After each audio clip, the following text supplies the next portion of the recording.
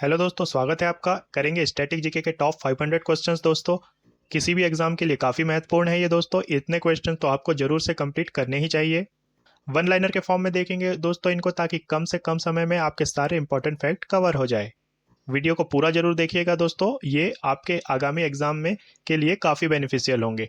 तो चलिए शुरू करते हैं बिना देर किए। तो पहला क्वेश्चन है दोस्तों, करतारपुर साहिब कॉरिडोर भारत के गुरदासपुर के डेरा बाबा नानक मंदिर को पाकिस्तान के करतारपुर गुरुद्वारे से जोड़ता है, जो कि खालिस्तान नदी के तट पर है।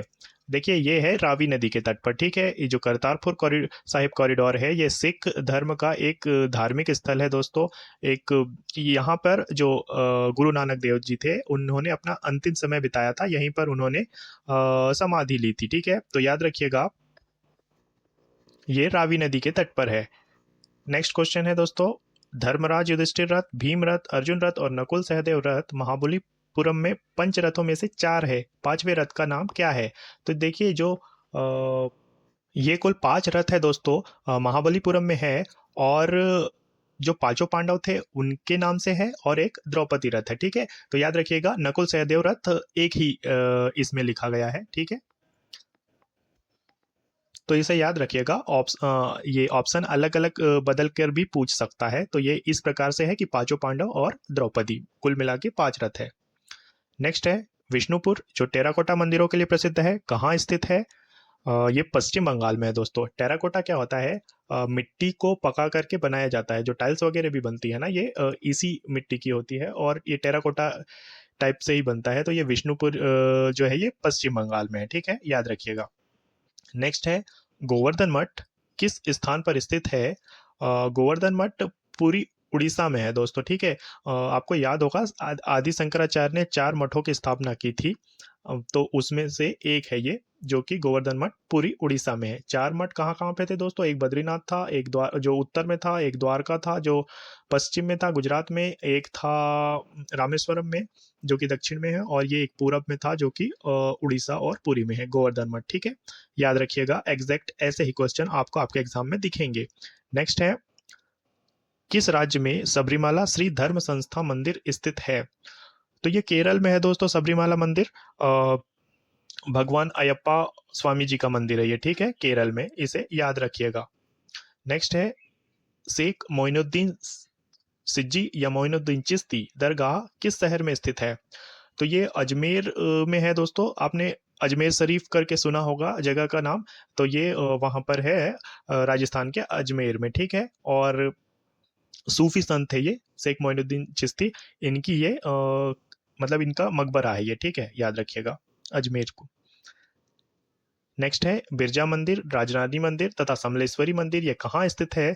तो ये भारत के ओडिशा में स्थित शक्तिपीठ है दोस्तों, है ना, माता रानी को समर्पित ये शक्तिपीठ ओडिशा में है। बिरजा मंदिर, राजरानी मंदिर एंड समलेश्वरी मंदिर।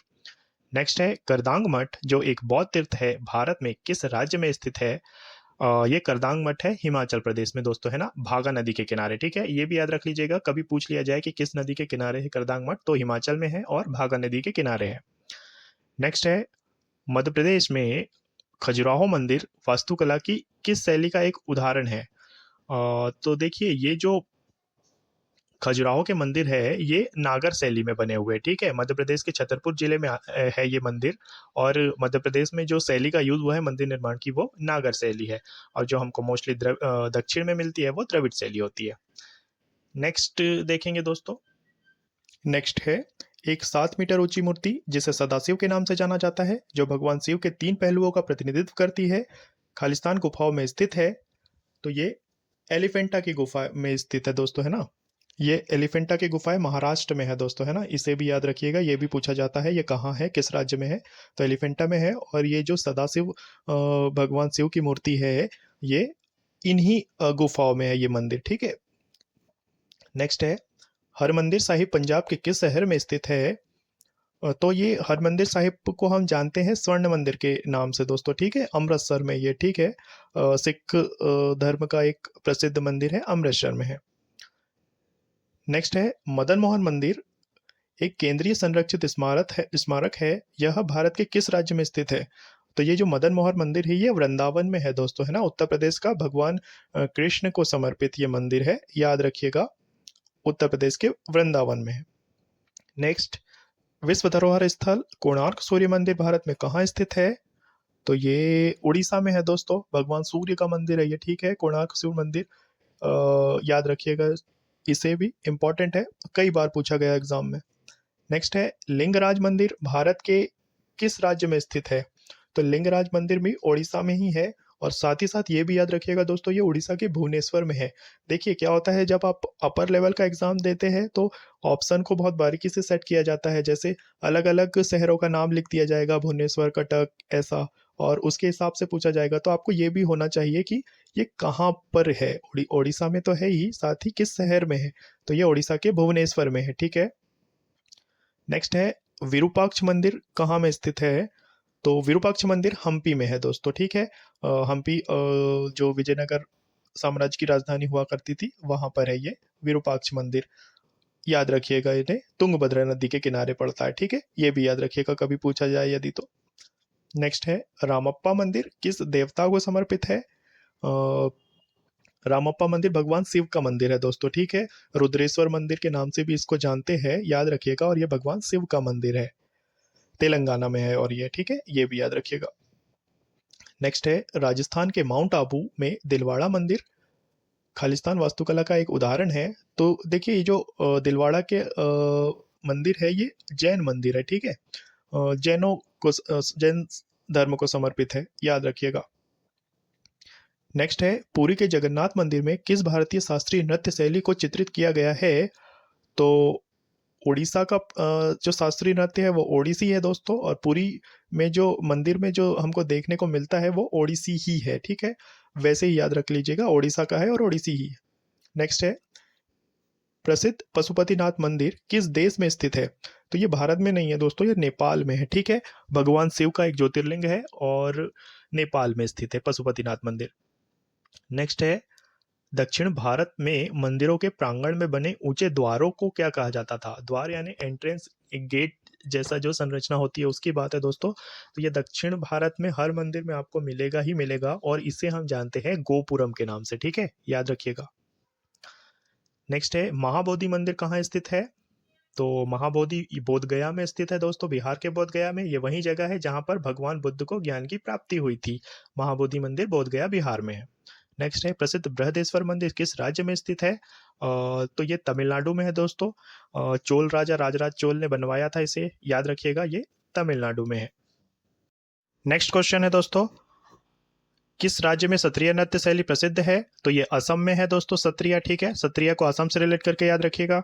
नेक्स्ट है, सत्रिया को किस वर्ष में संगीत नाटक अकादमी द्वारा शास्त्रीय नृत्य के रूप में मान्यता दी गई थी? तो सन 2000 में सत्रिया को मिली थी मान्यता, ठीक है। शास्त्रीय नृत्य की कुल संख्या 8 है, याद रखिएगा। नेक्स्ट है, भारत के अधिकांश शास्त्रीय नृत्य रूपों की उत्पत्ति खालिस्तान से हुई है। तो नाट्य शास्त्र है दोस्तों भरत मुनि द्वारा लिखित, उससे ही भारत के सभी नृत्य की उत्पत्ति मानी गई है। नेक्स्ट है, गोवा की किस नृत्य शैली को योद्धा नृत्य के नाम से भी जाना जाता है? तो ये घोड़े मोदिनी या अश्वमोदिनी नृत्य है दोस्तों गोवा का, जो कि मराठा शासकों के रिगार्डिंग किया जाता था, याद रखिएगा, ये गोवा का है घोड़े मोदिनी नृत्य। नेक्स्ट है, लावणी किस राज्य का पारंपरिक नृत्य है? तो ये लावणी महाराष्ट्र में परफॉर्म की जाती है दोस्तों, कई सारे एक्ट्रेस को आपने ये परफॉर्म करते हुए देखा भी होगा। नेक्स्ट है, ख्याल के प्रतिपादक के रूप में पंडित भीमसेन जोशी किस संगीत घराने से संबंधित थे? तो ये किराना घराने से बिलोंग करते थे दोस्तों, ख्याल के प्रतिपादक थे, ठीक है, याद रखिएगा, किराना घराना पंडित भीमसेन जोशी जी को। नेक्स्ट है, किसे भारत का कर्नाटक संगीत का जनक माना जाता है? तो ये पुरंदर दास है दोस्तों, जिन्हें भारत में कर्नाटक संगीत का जनक माना जाता है। नेक्स्ट है, चैत्यागिरी विहार महोत्सव किस राज्य में आयोजित किया जाता है? तो ये मध्य प्रदेश का फेस्टिवल है दोस्तों, बौद्ध फेस्टिवल है, याद रखिएगा, चैत्यागिरी विहार महोत्सव मध्य प्रदेश में। नेक्स्ट है, बोनालू उत्सव किस राज्य में मनाया जाता है? तो ये बोनालू तेलंगाना का है, याद कर रखिएगा इसे। नेक्स्ट है, चापचूर कूट त्योहार मुख्य रूप से कहाँ में मनाया जाता है? तो ये चापचूर कूट महोत्सव मिजोरम में मनाया जाता है। नेक्स्ट है, ट्यूलिप महोत्सव किस शहर में प्रसिद्ध है? तो ट्यूलिप महोत्सव ये श्रीनगर में परफॉर्म होता है, ठीक है, याद रखिएगा। नेक्स्ट है, यह आयोजन ईसा मसीह के पुनर्जन्म उत्सव में मनाया जाता है, इस आयोजन का नाम बताइए। तो देखिए, जो ईसा मसीह के पुनर्जन्म के लिए मनाया जाता है ये ईस्टर है, ठीक है, और जो गुड फ्राइडे मनाया जाता है, जिस दिन यीशु मसीह को सूली पे चढ़ाया गया था, उस दिन गुड फ्राइडे मनाया जाता है। नेक्स्ट है कम्बाला महोत्सव, खालिस्तान राज्य के कृषक समुदाय द्वारा आयोजित किया जाता है। तो कम्बाला कर्नाटक में होता है, ठीक है। कम्बाला वहाँ की एक समुदाय है दोस्तों, ठीक है, उनके द्वारा परफॉर्म होता है कम्बाला महोत्सव। मकर विलक्कु त्योहार किस भारतीय राज्य में मनाया जाता है? तो ये केरल में मनाया जाता है दोस्तों। हमने अभी पढ़ा था ना कि सबरीमाला मंदिर केरल में है, तो ये वहीं सबरीमाला मंदिर में ही आयोजित होता है, ठीक है, केरल में। नेक्स्ट है मरु महोत्सव, जिसे रेगिस्तानी त्योहार के रूप में भी जाना जाता है। कहाँ में मनाया जाता है? ये जैसलमेर में होता है दोस्तों, ठीक है। रेगिस्तान से हम अनुमान तो लगा लेंगे कि ये राजस्थान का त्योहार है, लेकिन किस शहर में होता है? तो जैसलमेर में होता है, ये जरूर से याद रखना है। नेक्स्ट है माधवपुर मेला, कहाँ में आयोजित किया जाता है? तो ये गुजरात का मेला है दोस्तों, पोरबंदर गुजरात में आयोजित होता है रामनवमी के अवसर पर, ठीक है, याद रखिएगा। नेक्स्ट है विश्व का सबसे बड़ा ऊंट मेला किस शहर में आयोजित किया जाता है? तो ये पुष्कर राजस्थान में होता है दोस्तों, ठीक है। पुष्कर को याद रखना है, ऊंट मेले के लिए भी, ब्रह्मा जी का मंदिर है वहां पर, उसके लिए भी, ठीक है। और बीकानेर में भी आयोजित होता है ऊंट मेला दोस्तों, है ना। तो अगर ऑप्शन अगर बीकानेर भी होगा ऑप्शन में तो कंफ्यूज नहीं होना है, सबसे बड़े ऊंट महोत्सव की बात है तो ये पिक करना है हमको, पुष्कर राजस्थान को, ठीक है। नेक्स्ट है किस शहर में भारत की पहली अंडर वाटर ट्रेन परियोजना शुरू की गई है? तो ये कोलकाता में की गई है दोस्तों, हुगली नदी में, ठीक है, टनल बनी है जिसके थ्रू मेट्रो चल रही है वहां पर, ठीक है, याद रखिएगा कोलकाता को। नेक्स्ट है पहला पैरालंपिक खेल किस वर्ष आयोजित किए गए थे? तो ये 1960 में पहली बार पैरालंपिक खेल हुए थे। और ये हुआ कहाँ पे था अगर पूछ लिया तो रोम इटली में हुआ था, ठीक है, पहला 1960 में। नेक्स्ट है पहला महिला क्रिकेट विश्व कप किस देश द्वारा आयोजित किया गया था? तो ये इंग्लैंड के द्वारा आयोजित किया गया था दोस्तों। इंग्लैंड ही क्रिकेट का जनक है, ठीक है, ये याद रखिएगा। और जो पहला महिला क्रिकेट विश्व कप था ये 1973 में ही हो गया था, ये जरूर से याद रखना कि पुरुष विश्व कप से पहले ही महिला क्रिकेट विश्व कप एक दिवसीय क्रिकेट मैच में हो गया था, ठीक है, 1973 में हुआ था ये, और इंग्लैंड में। नेक्स्ट है भारत ने पहली बार हॉकी में विश्व कप खिताब कब जीता था? तो देखिए विश्व कप खिताब जीता था भारत ने 1975 में, ठीक है, याद रखिएगा, 1975 में। नेक्स्ट है कौन सा भारत का पहला मानव अंतरिक्ष उड़ान कार्यक्रम है? तो देखिए भारत में लोग अंतरिक्ष में जा सके इसके लिए इसरो ने लॉन्च किया था गगनयान, ठीक है, याद रखिएगा इसे। 2023 की प्लानिंग थी और आई थिंक 24 में ये लॉन्च हुआ था, ठीक है, याद रखिएगा। भारत ने पहली बार कहाँ में ओलंपिक खेलों में भाग लिया था? तो भारत 1900 वाले ओलंपिक में, पेरिस ओलंपिक में भाग लेता है, ठीक है, पहली बार, याद रखिएगा। पहली बार कब हुए थे? 1896 में हुए थे। तो भारत तो दूसरे ओलंपिक 1900 वाले में भाग लेता है पहली बार। नेक्स्ट है भारतीय सेना की पहली महिला लड़ाकू विमान वाहक कौन है? तो यह है अभिलाषा बराक, ठीक है, कॉम्बैट एविएटर, भारत की पहली महिला कॉम्बैट एविएटर, ठीक है। नेक्स्ट है कौन भारतीय रिजर्व बैंक के पहले भारतीय गवर्नर थे? सीडी देशमुख थे दोस्तों, जो पहले रिजर्व बैंक के गवर्नर थे, ठीक है। 1 अप्रैल 1935 को रिजर्व बैंक की स्थापना हुई थी, याद रखिएगा। आरबीआई का मुख्यालय भी याद रखिएगा बम्बई में है, ठीक है, ये भी पूछा जाता है, स्टैटिक का ही पार्ट है। नेक्स्ट है कौन ऑस्कर पुरस्कार पाने वाले पहले भारतीय है? तो शायद आप जानते भी होंगे, भानु अथैया है दोस्तों, पहले ऑस्कर प्राप्त करने वाले भारतीय। गांधी फिल्म के लिए इनको मिला था, गांधी मूवी जो थी उसमें जो कॉस्ट्यूम डिजाइन किया था उसके लिए मिला था, ठीक है, 1983 में आई थी ये मूवी गांधी, ठीक है, याद रखिएगा। नेक्स्ट है स्वतंत्रता के बाद पहली बार भारत ने पुरुषों की हॉकी में किस ओलंपिक खेलों में स्वर्ण पदक जीता था? स्वतंत्रता के बाद तो देखिए 1947 में भारत स्वतंत्र हुआ और उसके अगले ही साल 1948 में ओलंपिक हुआ लंदन में, और लंदन में भारत ने हॉकी में जाकर के हराया फाइनल में इंग्लैंड को ही। तो दोस्तों सुनिए कितनी मतलब बड़ी बात है ये, 47 में हम आज़ाद होते हैं इंग्लैंड वालों से ही, और उन्हीं को जाकर के हराते हैं उन्हीं के देश में 1948 में, और जीतते हैं स्वर्ण पदक हॉकी में, ठीक है, याद रखिएगा। 1948 में हुआ था ये, आज़ादी के बाद पहली बार। नेक्स्ट है भारतीय पुरातत्व सर्वेक्षण के पहले महानिदेशक कौन थे? अलेक्जेंडर कनिंघम थे दोस्तों, याद रखिएगा, है ना, पहले महानिदेशक भारतीय पुरातत्व सर्वेक्षण के। एक चीज़ और जो पूछी जा रही है आजकल ट्रेंडिंग में है दोस्तों कि कौन सा वायसराय था जिसने भारतीय पुरातत्व सर्वेक्षण के लिए काम किया था इस टाइप से, तो लॉर्ड कर्जन के समय हुआ था, ये याद रखिएगा। नेक्स्ट है, भारत में किस राज्य में सूर्योदय सबसे पहले दिखाई देता है? देखिए, सूरज निकलता है पूरब से, तो जो भारत का सबसे पूर्वी राज्य होगा वहीं पे ये सबसे पहले दिखाई देगा, और ये है भारत का अरुणाचल प्रदेश। ठीक है, अरुणाचल प्रदेश का एक डोंग गांव है जो सबसे पूर्वी गांव है भारत का, वहां पर सबसे पहले दिखेगा हमको सूरज। ठीक है, नेक्स्ट है, भारतीय सेना का पहला जनरल कौन है जिसकी सेनानिवृत्ति दिवस को हर साल सशस्त्र बल वयोवृद्ध दिवस के रूप में मनाया जाता है? तो जनरल के एम करियप्पा है दोस्तों। ठीक है, commander in chief field marshal थे ये के एम करियप्पा। 14 जनवरी 1953 को सेनानिवृत्त हुए, तो 14 जनवरी को सशस्त्र बल दिग्गज दिवस मनाया जाता है। ठीक है, याद रखिएगा, जनरल के एम करियप्पा। नेक्स्ट है, विश्व का एकमात्र तैरता हुआ डाकघर किस झील पर स्थित है? तैरता हुआ डाकघर ये है डल झील पर दोस्तों। ठीक है, डल झील है श्रीनगर में। ठीक है, श्रीनगर यानी कि जम्मू एंड कश्मीर में, कभी पूछ ले ये भी तो याद रखिएगा। नेक्स्ट है, पुरुष क्रिकेट विश्व कप किस वर्ष शुरू हुआ था? तो ये 1975 में से ही स्टार्ट हुआ था क्रिकेट विश्व कप पुरुषों का। ठीक है, 1975 में हुआ था और इंग्लैंड में हुआ था, और जीता था वेस्ट इंडीज पहला क्रिकेट विश्व कप। ठीक है, और भारत कब जीता था? तो भारत 83 में जीता है, 1983 में, और 2011 में जीता है। नेक्स्ट है, फुटबॉल विश्व कप का प्रारंभ किस वर्ष में हुआ था? तो फुटबॉल विश्व कप 1930 में स्टार्ट हुआ था दोस्तों। ठीक है, ये भी याद रखिएगा, ये 2024 के ही किसी एग्जाम में पूछा गया है और आगे भी पूछा जाएगा। अब हम देखेंगे दोस्तों बुक्स वाले क्वेश्चन, है ना, बुक्स के जो भी क्वेश्चन अभी हाल फिलहाल में बने हैं उन सब पे नजर मारेंगे। काफी सारे क्वेश्चन होंगे ये, इनको आपको जरूर से ध्यान रखना है। ठीक है, पीडीएफ आपको टेलीग्राम ग्रुप पे मिल जाएगी, उसमें से इसको पढ़ लीजिएगा, चाहे तो नोट करके रख लीजिए, उससे पढ़ लीजिए, या स्क्रीनशॉट ले लीजिए, लेकिन एक दो बार रिवाइज जरूर करना ताकि कंफ्यूजन ना हो।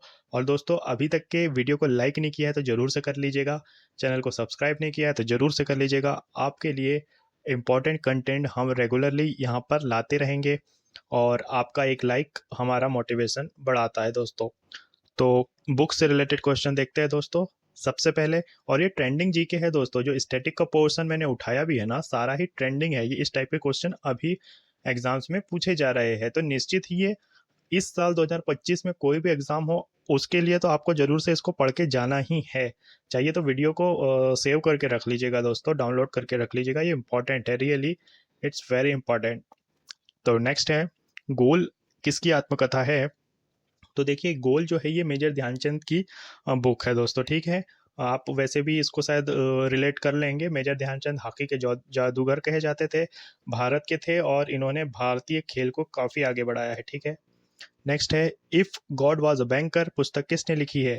तो देखिए, ये रवि सुब्रमण्यम की बुक है। ये भारत के फॉर्मर बैंकर है दोस्तों ये, और इनकी ये जो बुक है ना काफ़ी फेमस है, बैंकिंग से रिलेटेड ये बुक काफ़ी फेमस है, if God was a banker. Next देखेंगे, कौन India after Gandhi the history of the world largest democracy पुस्तक के लेखक है? और देखिए, ये है रामचंद्र गुहा की बुक। ठीक है, India after Gandhi the history of the world largest democracy. ठीक है, कैसे क्या संविधान बना और आफ्टर गांधी के बाद क्या भारत विजन को लेकर के आगे बढ़ा, उस पर केंद्रित है ये रामचंद्र गुहा की बुक। नेक्स्ट है, आई know why the caged bird sings. I know why the caged bird sings. ठीक है, ये किसकी आत्मकथा है? तो देखिए, ये जो है माया एंजेलो की बुक है। माया एंजेलो दोस्तों ये अमेरिका की लेखिका है। ठीक है, और वहाँ पे काफ़ी फेमस है, एक्टिविस्ट है, काफ़ी काम भी किया है सोशलिस्ट के रूप में उन्होंने। तो ठीक है, इन्हें याद रखिएगा, Maya Angelou, I know why the caged bird sings के लिए। नेक्स्ट है, द मोर्स लास्ट साई उपन्यास के लेखक कौन है? रिसेंट के एग्जाम में पूछा गया क्वेश्चन है दोस्तों, याद रखिएगा, ये बुक है सलमान रुश्दी की। सलमान रुश्दी की तो काफ़ी सारी बुक्स हमको याद रखनी होती है, कई बार पूछी जाती है। देखिए, इनकी कुछ बुक्स में देखिए, मिडनाइट चिल्ड्रन है, द सैटेनिक वर्सेस है, Luka and the fire of life है, द गोल्डन हाउस है। तो ये सलमान रुश्दी की कुछ बुक है जो जरूर से याद रखिएगा। ठीक है, नेक्स्ट करेंगे, द ग्रेट इंडियन नॉवेल किसके द्वारा लिखित है जिसमें उन्होंने अपने व्यंग्य उपन्यास के लिए महाभारत को एक फ्रेमवर्क के रूप में लिया है? दोस्तों ये है शशि थरूर, ठीक है। शशि थरूर की भी कई सारी बुक्स अक्सर पूछी जाती है। देखिए, एक तो ये है द ग्रेट इंडियन नॉवेल, और है Nehru the invention of India है, द पैराडॉक्सिकल प्राइम मिनिस्टर इन्हीं की बुक है, why I am a Hindu ये भी इन्हीं की बुक है, ठीक है। तो ऐसी कुछ बुक भी जरूर से याद रखिएगा शशि थरूर को। अगर आप किसी को पढ़ते हैं इस टाइप से तो उनसे रिलेटेड जितने इंपॉर्टेंट फैक्ट है वो भी ट्राई करिएगा कि आप कवर करते चले, तो इससे आपका रिवीजन अच्छा हो जाता है, ठीक है। देखेंगे नेक्स्ट, सत्यजीत रे की कृति चाइल्डहुड डेज अ मेमोरियर किस भाषा में लिखी गई है। देखिए, सत्यजीत रे जिनको कि ऑस्कर मिला था 1993 में, तो देखिए ये जो थे ये बंगाल से बिलोंग करते थे, और इन्होंने लिखा भी जो अपनी बायोग्राफी है ये अपनी नेटिव लैंग्वेज में ही लिखा है, बंगाली में, ठीक है। तो याद रखिएगा ये बंगाल के ही थे भी और बंगाली में इन्होंने लिखा भी है। नेक्स्ट है, किसने कूली उपन्यास लिखा है जो अमानवीयता के कारण होने वाले सामाजिक कष्टों पर केंद्रित था। तो जो ये कूली उपन्यास है जिस पर की मूवी भी बनी थी वो है मुल्कराज आनंद की बुक, ठीक है। और अनटचेबल के लिए भी याद रखना, ये भी कई बार पूछी जाती है कि अनटचेबल किनकी बुक है, तो ये भी मुल्कराज आनंद की ही बुक है, ठीक है। नेक्स्ट है, किसने द डार्क रूम लिखी थी जिसमें एक भारतीय महिला को पुरुष वर्चस्व का सख्त विरोध करते हुए दर्शाया गया है। तो ये आर के नारायण की बुक है दोस्तों, ठीक है। काफ़ी फेमस, काफ़ी अच्छी बुक है, अगर संभव हो तो इसे जरूर से पढ़िएगा। आर के नारायण के द्वारा लिखी है द डार्क रूम। आर के नारायण की भी कई सारी बुक पूछी जाती है दोस्तों, जैसे कि याद द गाइड थी उनकी book, the bachelor of arts, Swami and friends, ठीक है। तो ये कुछ बुक्स आर के नारायण की थी जिसमें से द डार्क रूम काफ़ी फेमस थी। नेक्स्ट है, the soul of a butterfly reflection on life's journey पुस्तक के लेखक कौन है। The soul of a butterfly reflection on life's journey, ये मोहम्मद अली की बुक है दोस्तों, ठीक है। शायद इनसे बड़ा बॉक्सर कोई नहीं हुआ होगा, तो इनको याद रखिएगा, मोहम्मद अली जी को। नेक्स्ट है, born again on the mountain a story of losing everything and finding it back, ये बुक है अरुणिमा सिन्हा की दोस्तों। इनका टाइटल, जो बुक का टाइटल है ये इनकी लाइफ के बारे में ही बताता है। अरुणिमा सिन्हा भारत की एक दोस्तों माउंट एवरेस्ट को फतेह करने वाली लेजेंड है दोस्तों। भारत का ही नहीं, दुनिया के सारे ही प्रमुख चोटियों को इन्होंने फतेह किया है, अरुणिमा सिन्हा को। और ये दोस्तों एक दिव्यांग है, ठीक है। आपको लग सकता है कि फिर भी इन्होंने कैसे क्या किया, ये देखिए बचपन से तो नहीं थी, ये किसी हादसे में इनके साथ हुआ था, तो उसके बाद से दिव्यांग हो गई थी, लेकिन उसके उनके इस चीज की घटना के बाद इन्होंने सारे ही ऊंची चोटियों को फतह किया हुआ है, सारे महाद्वीप की सारी ऊंची चोटियों को, ठीक है। अरुणिमा सिन्हा को याद रखना है आपको, 1993 में माउंट एवरेस्ट फतेह किया था इन्होंने, ठीक है। नेक्स्ट है, Sita an illustrated retelling of the Ramayana पुस्तक के लेखक कौन है। देवदत्त पटनायक है दोस्तों, ठीक है। देवदत्त पटनायक माइथोलॉजी से रिलेटेड कई सारी बुक्स के लिए जाने जाते हैं। इनकी और भी बुक्स अपन देखेंगे, जिसमें से शिखंडी थी एक तो, और फेथ है इनकी बुक, शिव टू शंकरा ये इन्हीं की बुक है। इनका कॉलम दैनिक भास्कर में आता भी है, ठीक है, कभी आप देखेंगे नोटिस करेंगे तो ये मैथोलॉजी पे लिखते हैं। नेक्स्ट है, सिलेक्शन डे पुस्तक के लेखक कौन है। अरविंद अडिगा की बुक है दोस्तों सिलेक्शन डे, अच्छी बुक है ये भी, इसे भी कभी पढ़िएगा जरूर। नेक्स्ट है, एस अगेंस्ट ऑड्स किसकी आत्मकथा का शीर्षक है।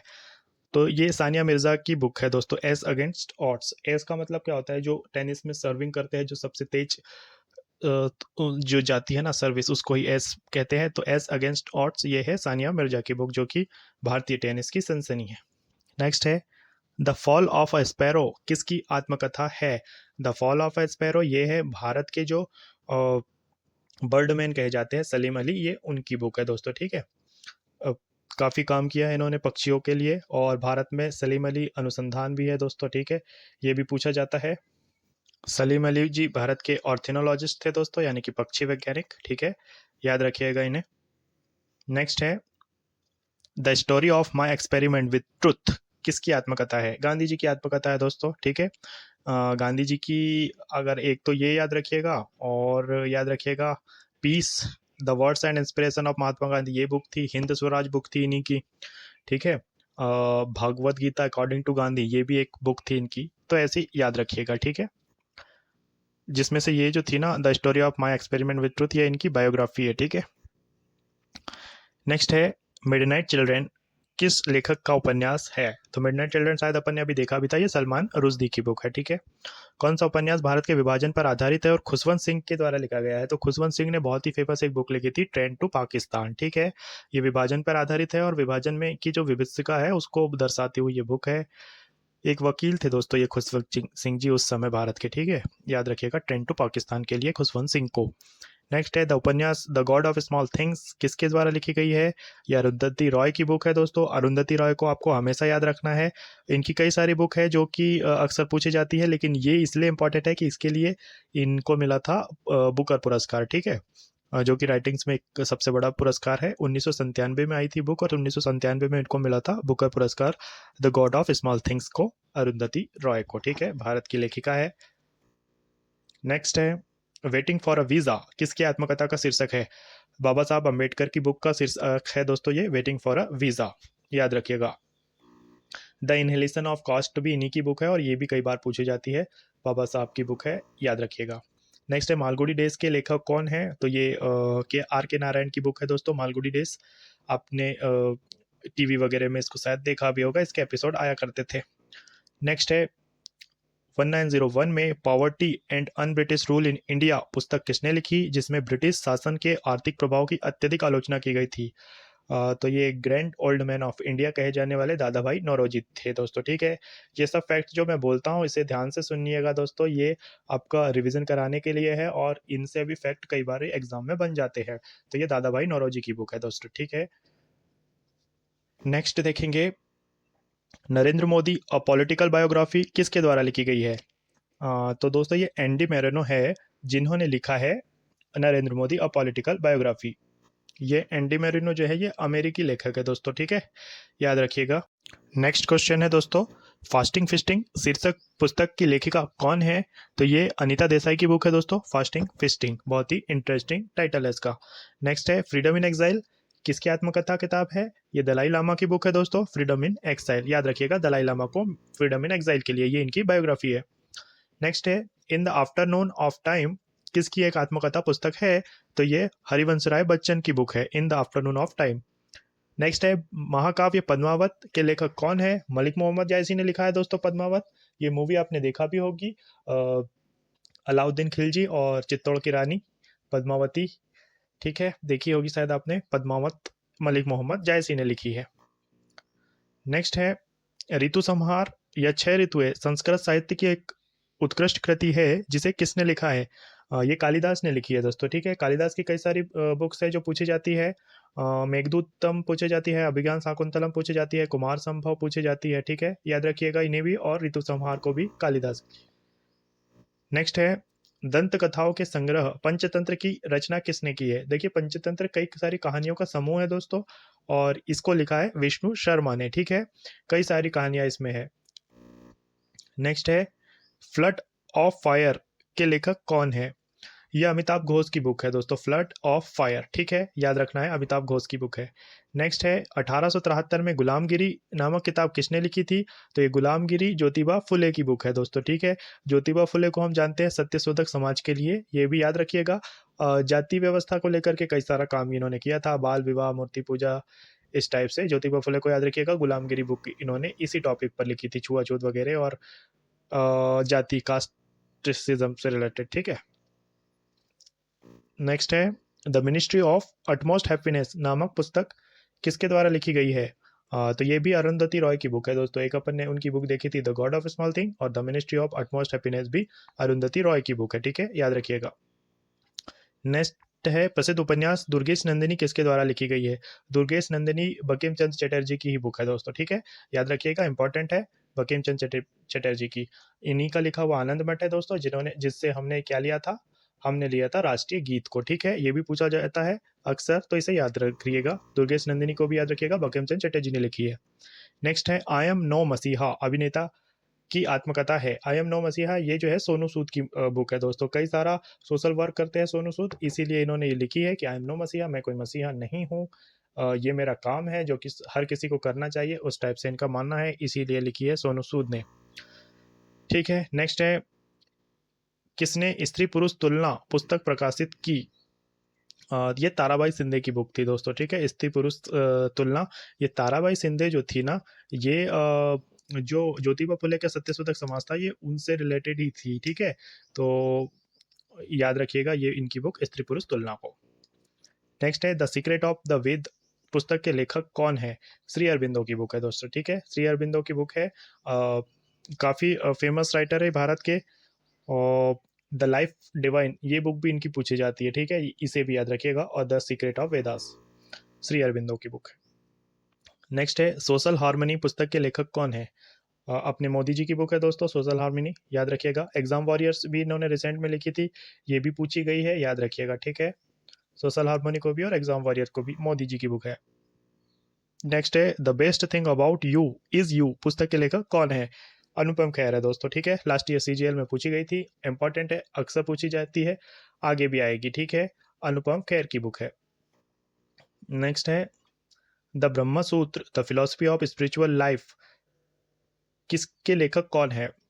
ये सर्वपल्ली राधाकृष्णन की बुक है दोस्तों, ठीक है, सर्वपल्ली राधाकृष्णन जो पहले उपराष्ट्रपति बने थे, और 5 सितंबर हम इनका जन्मदिन जो शिक्षक दिवस के रूप में मनाते हैं, डॉक्टर सर्वपल्ली राधाकृष्णन जी, ठीक है।